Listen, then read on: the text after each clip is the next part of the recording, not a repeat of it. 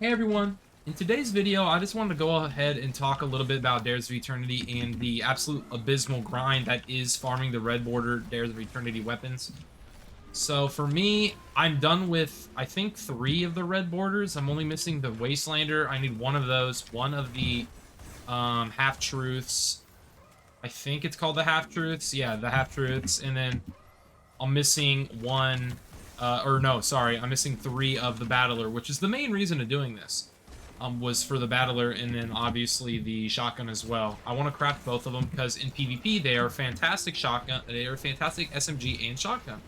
In fact, they are some of the best SMGs, or best shotguns, and one of the best pulse rifles in the game, at least in my opinion. The Battler has amazing potential, and with crafted rolls, it could be even better. So I really am looking for that crafted roll, and I can make great content with that in a future video, assuming I am able to craft that roll. Same thing with the Wastelander as well, and whatever else, right? But the problem is that grinding dares is so inefficient that it almost makes it not worth it. And I just wanted to go ahead and talk a little bit about it. And don't get me wrong, I don't think that farming it is bad. I'm not saying they should just give us the red borders. Obviously, they shouldn't do that. It sucks the fun out of doing all the challenges and all the bounties and everything. It's been one of the best grinds for a while because it's really putting my mind at something to do. But the grind is a really long one. So I just wanted, again, to talk a little bit about it and all the good, the bad, and everything in between. We're going to start off with the positive. So positive, obviously, being that it gives us as players something to chase and something to do. And that is farming these red borders. And not only that, they are giving us some of the best crafted weapons that we've ever seen. And I mean that. The Battler is going to be crazy for both PvE, honestly, and PvP. And the Wastelander, you can kind of say the same thing. You can get enhanced like 1-2 punch and enhanced lead from gold if that's your thing. You can definitely use it for both PvE and PvP, which makes it absolutely amazing. And the swords are very good. I still use the other half. I've been using that a lot in PvE and PvP with Eager Reg Vorpal or Eager Reg Whirlwind or whatever you want to put on it. The rolls are fantastic. But now that's really all there is when it comes to the positive. I hate to say it, because like, and let's not get it twisted, man. Those positives are pretty big factors in my opinion, and they keep this from not making me want to claw my eyes out of frustration. But anyway, that's really when it comes to the positives. This is super weird. I'm like rambling because I don't have a script or anything, but I just wanted to talk about it and then suggest some fixes for stuff. But now we're going to get into the negative. So the negative, number 1, is the drop chance is abysmally low for these red borders. And I mean abysmal. I've ran Dares of Eternity this week alone. I started the grind this week, probably like 4 or 5 days ago. And now currently it is September 4th, which is also my birthday, so that's cool. Anyway, the grind is so long and so bad. Again, I've done this 100 times and I can't get like any red borders. Now I say that, right, but I've also finished 3 of the patterns.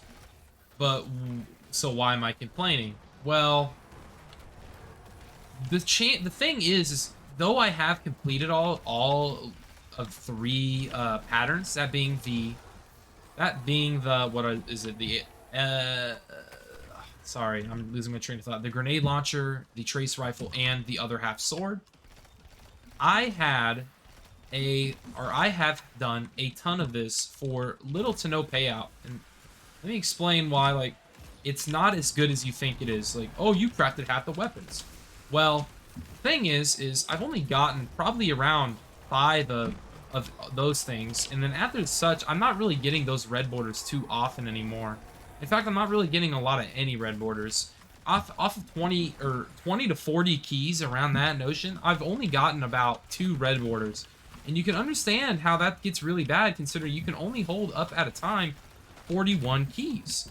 So though it sounds good, oh, you have 3 of the borders done, it really isn't a dent in anything. especially since one of the ones that I crafted, you only need one of the sword, and that being the half truths. If you're able to get that one red border, that's all it takes. After that, you are done. You no longer need to farm it anymore, which makes it one of the easiest patterns to get if you actually can get the sword to drop, which luckily I was incredibly lucky, and that was the first red border I received.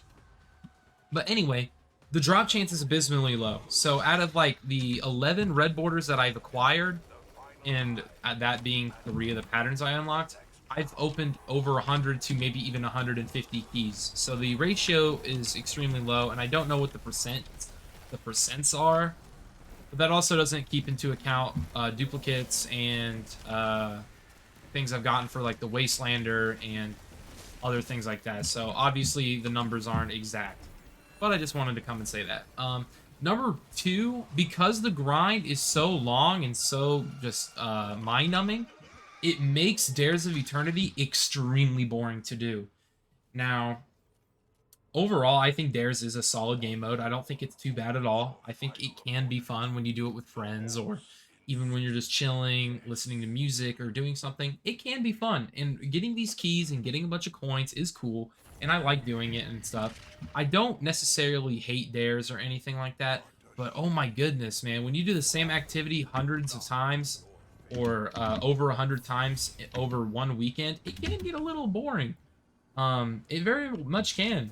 This is very similar to when the start of the season of the Haunted began, and we had to do the to get the red borders of those guns, which was probably overall a worse grind. Do not get it twisted.